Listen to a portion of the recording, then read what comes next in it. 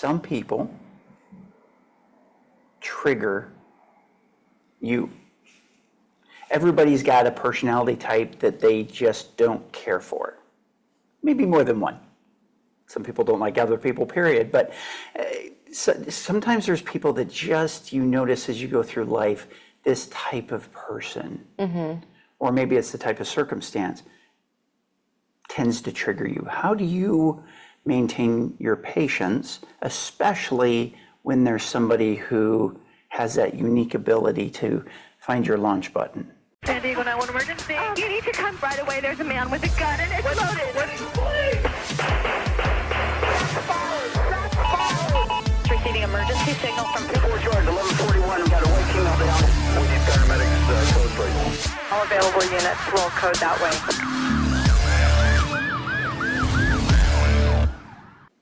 Welcome to the De-Escalation Conversations Podcast. With me today is a beautiful lady, Carissa Lopez, and we are here at the CITI, the Crisis Intervention Team International Conference in Indianapolis. It's August 2024, and we are now on day 3 of the conference.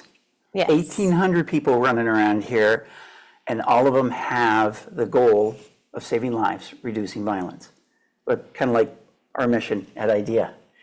And Carissa was, I reached out to her and said, hey, first of all, congratulations on winning a very special award. We'll tell you about that in just a moment. But I'd love to have you as a guest on the podcast, because when I read about this award, there's some wisdom, some gold nuggets that I know she has bouncing around in your head. I know you do, that is going to benefit you. So Carissa, when, flashing back, how did you even get into, you're a dispatcher right now, right? Yes. And how did you get into this world? Well, my family's full of law enforcement, so I've always known the culture, enjoyed the culture and all of the law enforcement personnel. So I decided after I graduated with my bachelor's in criminal justice that I wanted to try out the department, maybe work my way up to being a deputy. So I got into the Palm Beach County Sheriff's Office in West Palm Beach, Florida, and I became a dispatcher. And through some other circumstances, I transferred into a different department.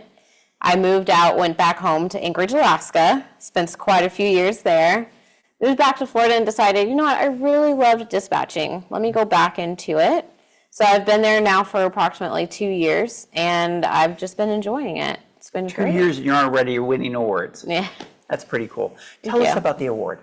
So I was nominated for the award by my manager, Ashley Zeller. And the official name of the award?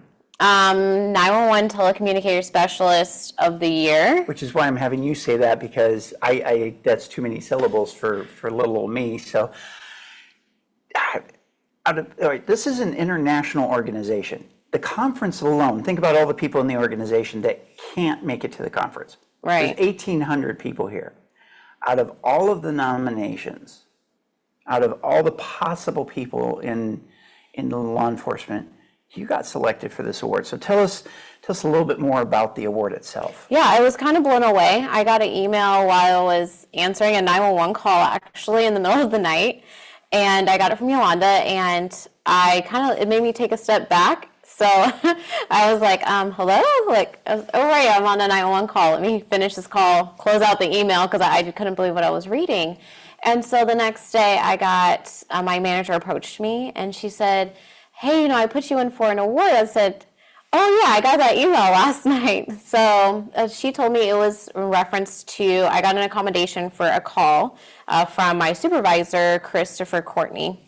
And it was off of a call, 911 call, where we say, 911, what's your location of your emergency? And if people don't answer, then we say, if you can speak, press any button on your keypad. Well, they did. So that was my first time of someone nonverbal communication of, hey, I need help. So let me pause you for a second here. You're answering the call. It's just one of hundreds of calls in a day. And you say, what's the location of your emergency? And there's crickets. Yes. How many times does that happen?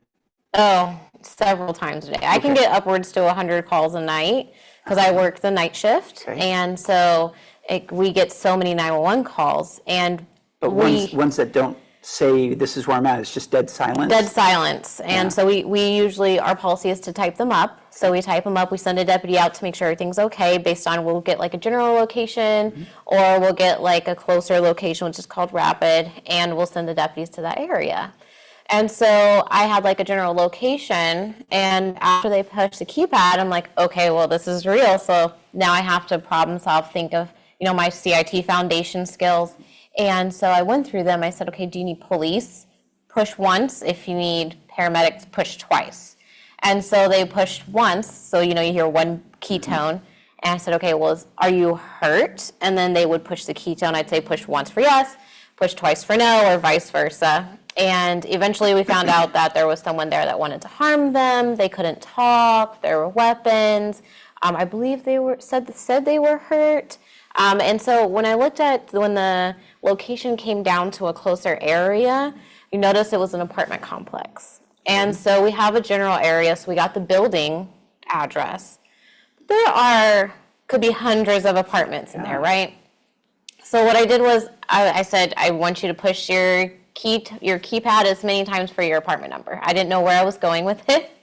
So they pushed it twice, and then there was this space and time, and I said, okay, apartment 2, and then they pushed it again like 7 times, and I was like, apartment 7, yes, or push once for yes, twice for no. And so they said no. So I'm trying to like put things together. Yeah. And so they did it again. So they did, I think it was 2 times, and they did it 7 times. I was like, apartment 207. So long story short, the deputies got there, and I think they developed it was like 200 and something, but they were able to actually square down to the actual apartment number and get help. So that was the basis of the nomination of the award. So that's just like a long story short. But those keytones really do work. I even offered for them to text to 911, but they didn't for some unknown reason, because that is a feature. I don't know if you guys know, but you can text to 911. And it's really helpful when people can do that as well, because then we can actually communicate a little bit better. Yeah, because there's don't press any keytones for 0. Yeah, because then you don't know if they heard you or not, because sometimes there's bad cell reception. So, and then you want to say press number 1 for yes and number 2, but then you don't know which number they're pressing. Yeah. Your ability to differentiate between those 2 tones is kind of tough. So it's like it's boop or boop boop, so it's much easier. How's that go again? Boop boop boop. Well, first of all, great job handling the call, and you kind of sort of gave him a shout out, Christopher Courtney. Yes, your supervisor. Yes, he was the first one that gave me an acknowledgement for the call that I took. So I want to focus on this for just a moment, the ability to, as a leader, as a supervisor, to acknowledge the great work that your people are doing has far-reaching effects. Because think about this sequence. You happened to take the call. Did a fantastic job. Christopher happened to notice. Took the extra effort to write the commendation up. The sequence of events that led us to meet here today, when you think about it, is pretty wild.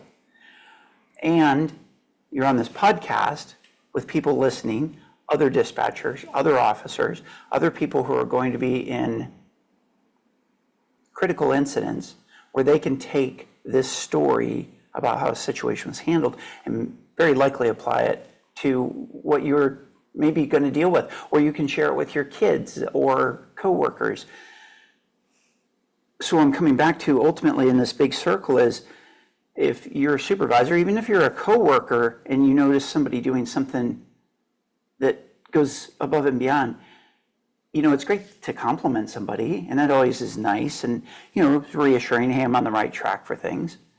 But to actually take the time to put it down on paper, it's an extra effort, and it's really important. It makes a difference. It does. It really does. And piggybacking off of that, I was able to assist another coworker. She had her first ketone call as well. So she did the whole press number 1 or press number 2, so I was able to give her a little bit of guidance since I was already had that experience, and she knew about it through the accommodation as well, so she knew that she could somewhat trust my advice too, so it definitely helps. Very cool. Very cool. So Christopher wrote the commendation up, and then another supervisor put you in for the award. Yes, correct? his boss put me in for the nomination. Yeah. Correct. So again, another sign of great leadership, of acknowledging great work and taking it that extra level farther. That's pretty cool. I'm glad that you were recognized for your work and your tenacity and your critical thinking skills. Thank you. To work your way through it. Tell us about some of the other calls that pop out in your mind when you think of crisis intervention, when you think of de-escalation, because standing joke, nobody calls a cop to come to their house because Grandpa's having his 91st birthday and everything's going great. Hey, come celebrate with us. People in your first line, in the sense of you're getting the brunt of, by the time we get there, sometimes things have notched down a bit. Sometimes they're more escalated, but they've notched down, but you get, boom, full force. And when someone is losing their mind, they're in, we call it survival state. Right now we're in executive state, but when you're in survival state, what steps do you take over the phone to be able to get that person in a place where they can give you the information that you need to get them the help that they need? I think the first thing would be recognizing who's on the phone with you. Is this Tell me more about that. So is it the person that you're speaking to? Like, is it the person that's going through the crisis? Or is it a family member that's watching it? Is it a passerby? Is it someone who heard third party about what's going on and now they're relaying that information to you? Because it's very important, because it changes your questions and it also changes your tone, how you deal with the individual.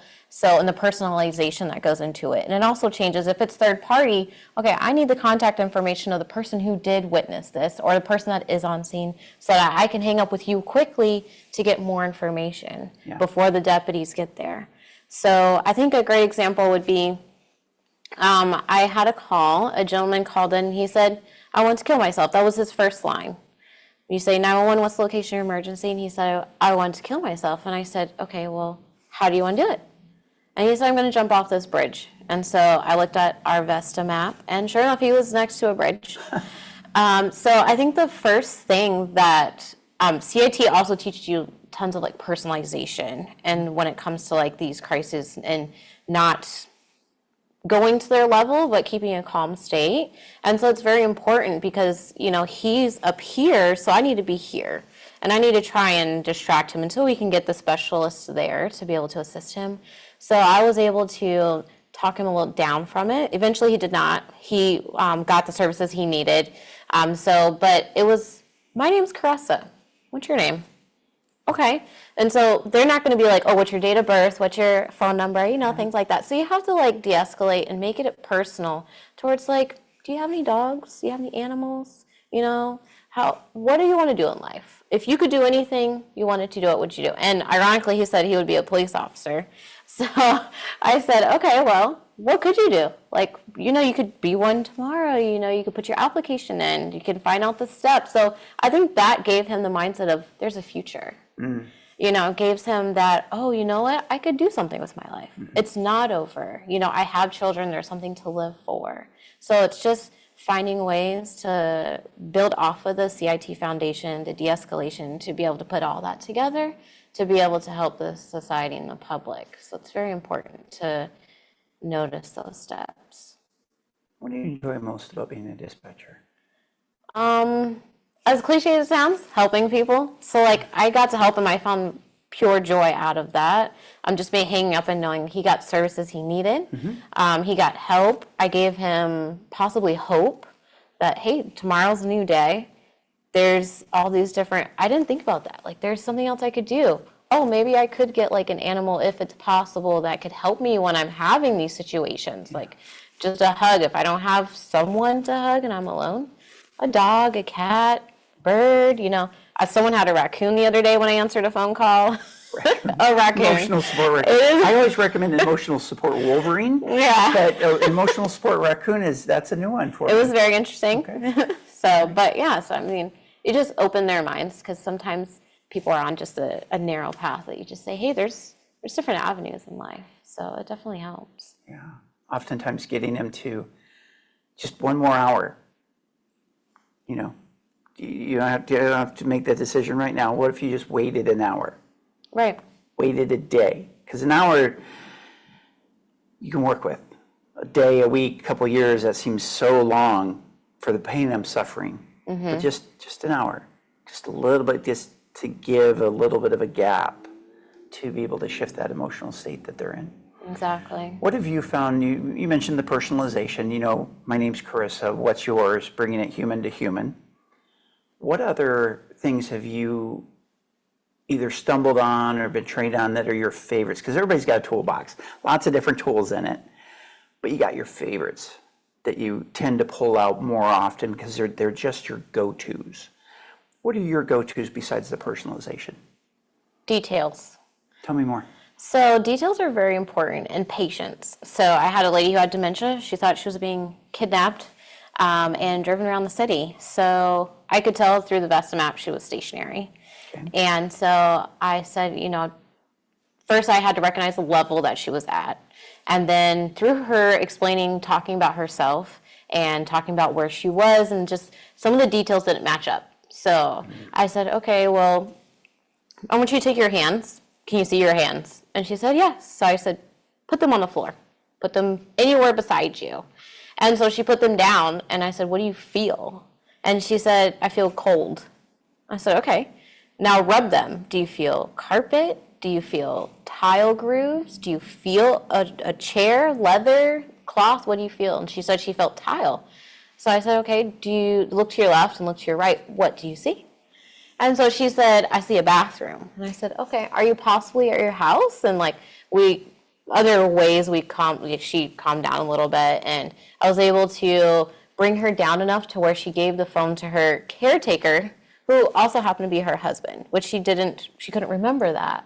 Right. And so at the end of the call, he was able to thank me that's never happened before, where he's gotten her from a 10 down to like a 3 to where we could assist. We got the deputies there to make sure, because she was pretty violent at the beginning of the call as well. Mm-hmm. So, but it's just attention to those minor details, because they may let something slip to where you're like, oh, okay, who's Ben? I thought you said you didn't know who the driver was. Oh, his name's Ben? Okay, well, have you ever seen Ben before? So like it just gives you different avenues to be able to assist them and re-jog the little bit of memory that they may have, to where you can help them and maybe bring their level down a little bit. So that's my go-to. It's just details and patience, because sometimes that's all you need. Let's talk about the patience a little bit. I'd like to dive into that with you, because some people trigger you. Everybody's got a personality type that they just don't care for. Maybe more than one. Some people don't like other people, period. But sometimes there's people that just, you notice as you go through life, this type of person, or maybe it's the type of circumstance, tends to trigger you. How do you maintain your patience, especially when there's somebody who has that unique ability to find your launch button, and you start to feel that inside of like, oh, I'd like to reach through the phone and just strangle you. Mm-hmm. What do you do in those circumstances? How do you maintain your own patience? I mean, I think you're right. We all have our own triggers.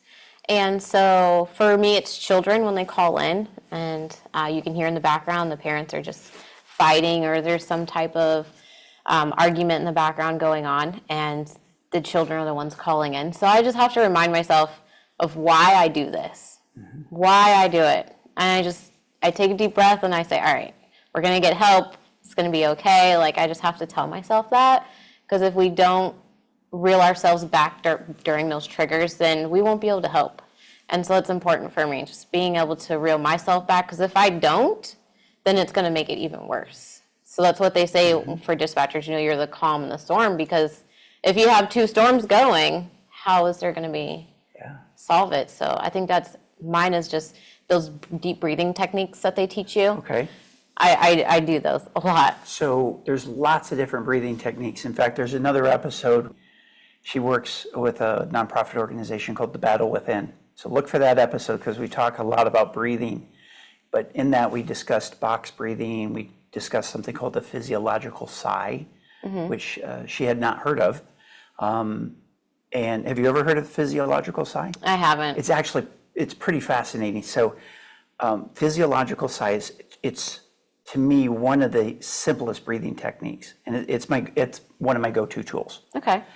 And it's nothing more than a deep inhalation, like a full inhalation, and then a little bit more, and then a full exhalation. So it looks like this. It's a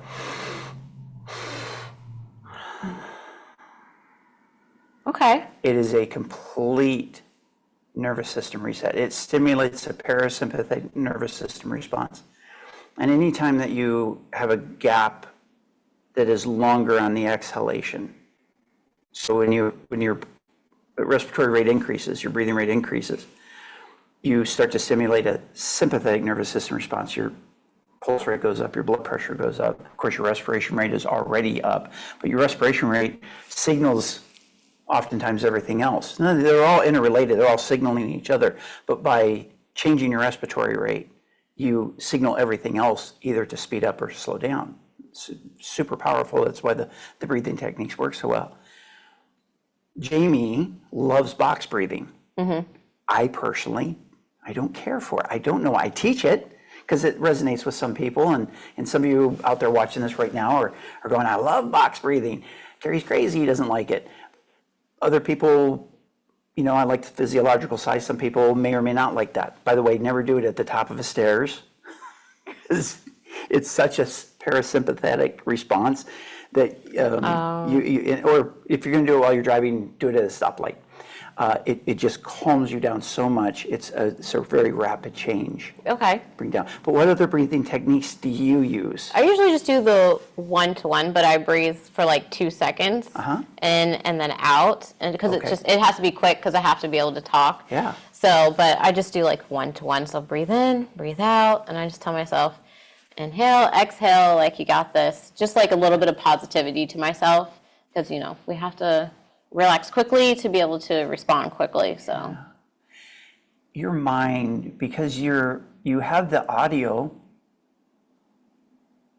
do you just work off of that, or do you form a visual picture? What's your technique? Because your mind has to be racing to figure out what is my next best question to ask, or what can I say. That's because you can't do it, but what can I say that's going to have the most impact to be able to lower the intensity to calm the storm a little bit? So do you like form mental pictures when you're talking to people, or does it just come in as auditory information and you're able to process it that way? How does that work for you? Pretty much the second way. So just as information comes in, it just comes Processes. out. Yeah. So I just try and do it quickly. Because whenever I try and form a picture, it takes me longer. So I'm just more of like, all right, information out. So it just comes right out. And the reason I was asking that is about 65% of people are visual.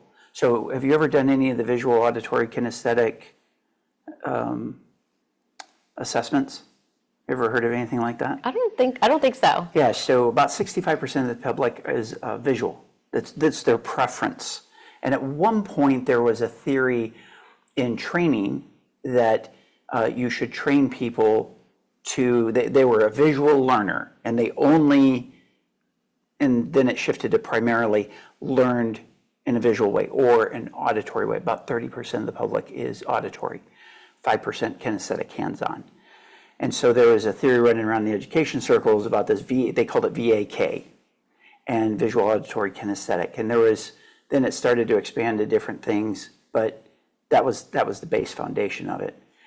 And as more research was done, ultimately it just came to, hey, this is a preference. Because we can all learn hands-on, even if we're a visual person. It's not just the only way that we learn is visual.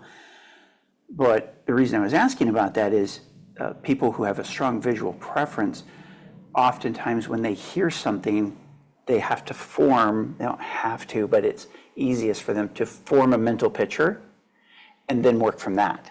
So they're bringing it in, their brain transfers that information, and then they work. But you shortcut all that. You're able to bring it in on an auditory level and then process it immediately for a response. That's pretty darn cool.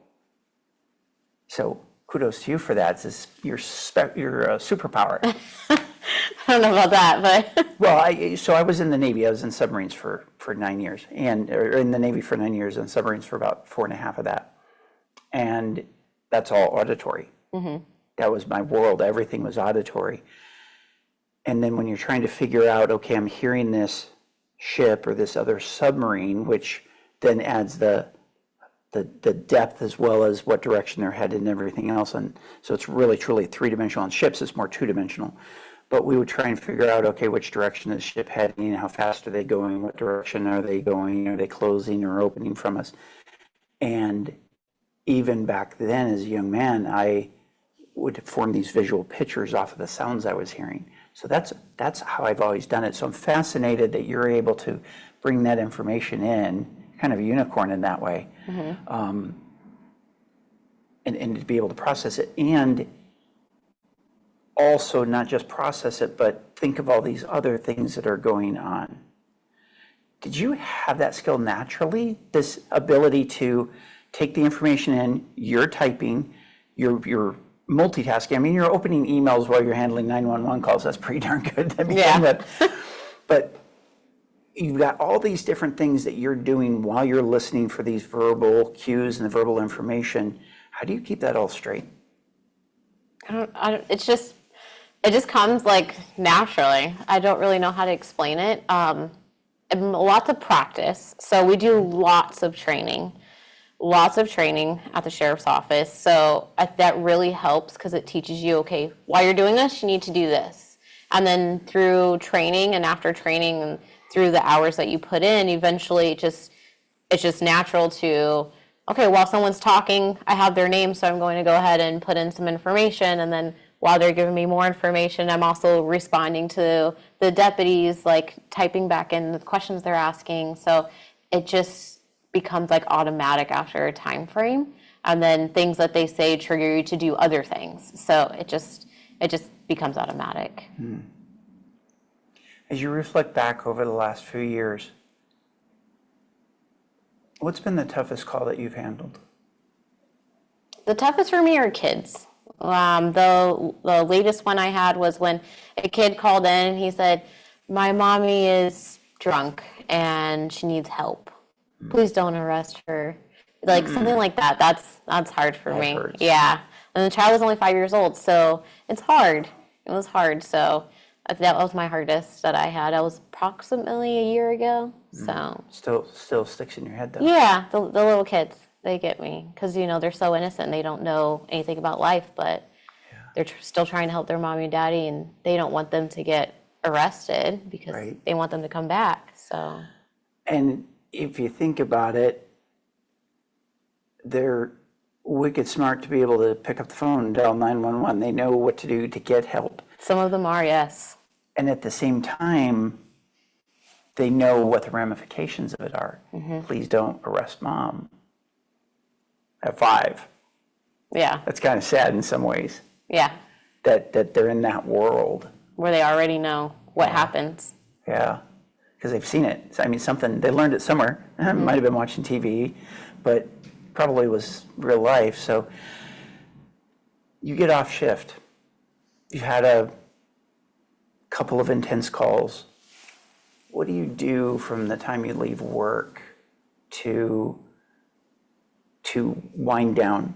How are you de-escalating your own self, your own body, your own mind, your own soul? I actually, after every shift, I sit in my car for like 15 minutes, not started, completely off, no radio, no phone. I just sit there. Just silence. I sit there in silence because, some nights it's just, every night just it's going off in your ear. We have like a tone that goes off when our system automatically picks up a call. So it'll go boop, and then it'll either be 911 or a non-emergency phone call. And some nights it's just constant. So just having that time to yourself after work just to sit in silence it's much needed. And then I'll also go into the gym. We have a gym on site, and so I go to the gym and I work out. So those are my two main that I try to keep up at it, because it's like therapy for myself. So it helps me to just decompress from work. Yeah, that physical activity is amazingly good for stress relief. What are your favorite exercises to do? Do you find yourself, running on a treadmill? Is it intense? Do you just do slow pace? What's that workout look like for you usually? Mainly it's running, because running, I could just get lost in my mind and the music, and it's just all the thoughts just collide and everything just kind of like comes out. So I run a couple miles. Every once in a while I'll do weights if I want to, but running it's the main one because it just clears the brain for me. What do you listen to? Spotify, Apple Music? I'll do Spotify, sometimes Pandora, so like workout stations. You have a favorite playlist on Spotify that when you're working out? Yeah, so sometimes I'll do like Christian hip hop or whatnot, and just do like a Christian workout station. Okay. Just play radio? Yep, just play and it just goes on, and or you can hit next, Some people have a favorite playlist that they've curated. I was just wondering if you had done that or not. So no. All right, so you're working out, you've got the silence. What about when you get home?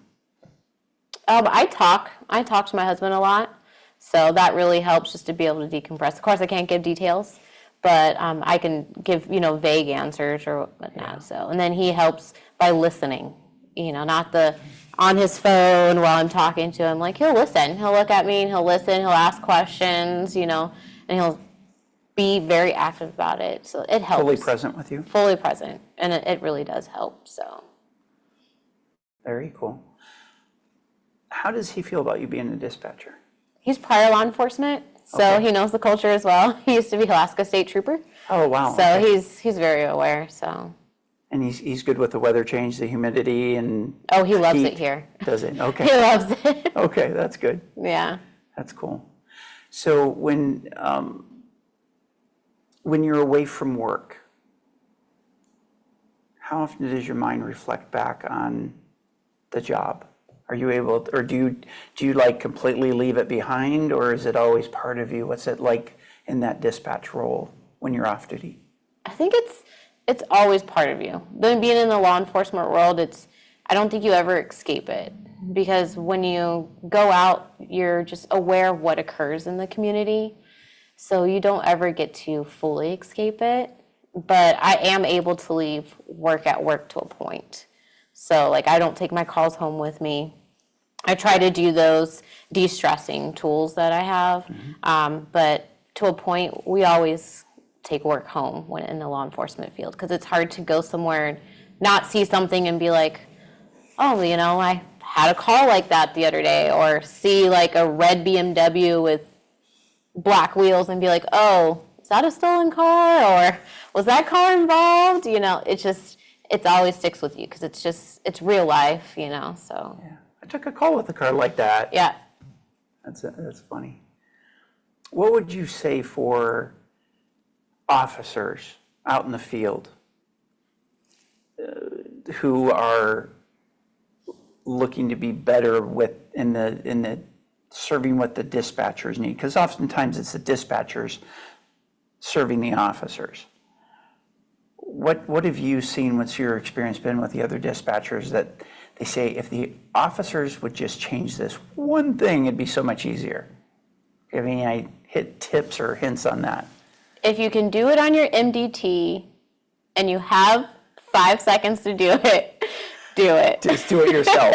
Okay. Because it helps. It helps because they're so busy. The dispatchers, when they have several channels or they have 30 to 60 deputies on one channel, it's busy. Yeah. And it's 5 p.m. and there's calls pending.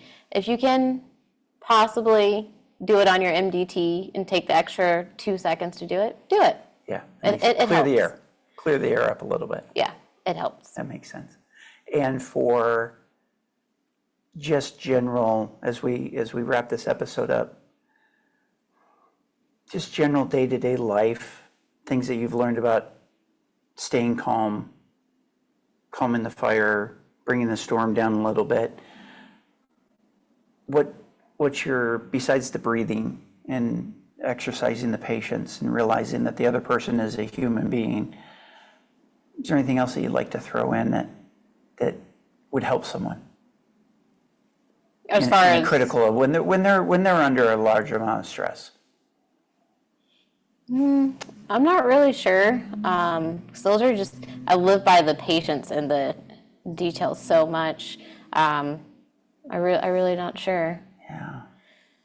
So on the patient's end, tell me just a little bit more about what that looks like.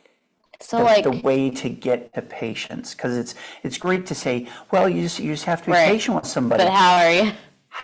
How do I get to be patient? How can I be more patient with somebody? Mm-hmm. It's my kids, it's my spouse, it's my boss who's driving me crazy. I'm supposed to be patient with them, but how do I do that? So I like to think of it as like baby steps. So like if I'm driving down the road and someone cuts me off, maybe today I'm not going to yell. So maybe today I'm going to say, you know what? Maybe they're on the way to the hospital. Maybe that person's having a bad day.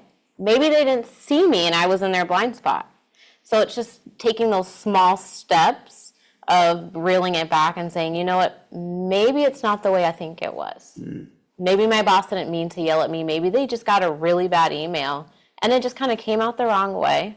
Or maybe that text message isn't how I'm interpreting it. Why don't I call them and get it over the phone? So it's just those small steps. My husband and I have a joke to where whenever he gets upset, I go, just eat a cupcake. Like, do you see your instant reaction? Yeah, so imagine when you're awesome. upset and then I say that. Yeah. And then he just like, oh my God, you're so dumb. Like, you know, so it kind of like clears the air just a little bit. Yeah. So whenever he gets upset and I look at him, he's like, I know, a cupcake. And so that's awesome. It kind of like clears it, makes him think of something else. But just like those small steps of patience, because they say like, you can't quit smoking in a day, right? It's patience. So just small steps is what I would say for it. Because I still do it. I'm not 100% perfect at patience either. You're not perfect? No. Okay. So I might say you were perfect. I don't know about that. So I still have like times where I'm like, oh, okay, reel that back. Let's take a step. And today I need to do small steps because I'm not doing any steps at all. So it's definitely those small steps throughout the day that you can. Because some days you need a cupcake and some days you need a dozen. Yes. Very true. Thanks for being on the show. Of course. Appreciate it. Thank you for having me. Honored by you spending time with us today. Yes, of course. Thank you. Folks, check us out at theidea.world. We have tons of good stuff for you there. We have our Relationships Transformation course kicking off September 9th. Make sure you check that out. We have some amazing bonuses if you're in that group.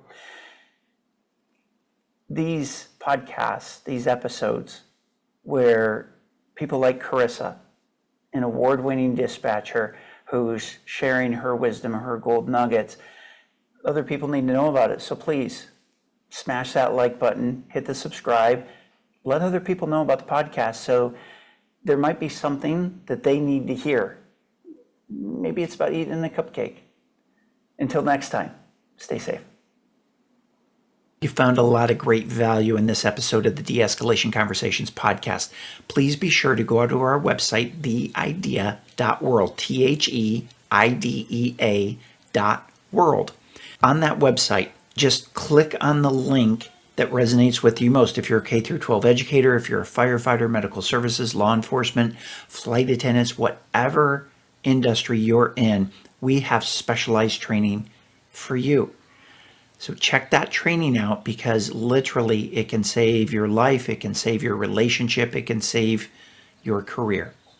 So check out theidea.world. I'll look forward to seeing you soon. Take care. This is Kerry Mensior, and thanks for watching this episode of the De-Escalation Conversations podcast. I hope you got some great insights that you can use right away. But don't stop here. Click that video link above and keep the momentum going with another powerful episode. And hey, if you haven't already, please hit that like button and the subscribe bell so you never miss an episode. New strategies, new stories, and new ways to connect coming your way every week. See you in the next episode.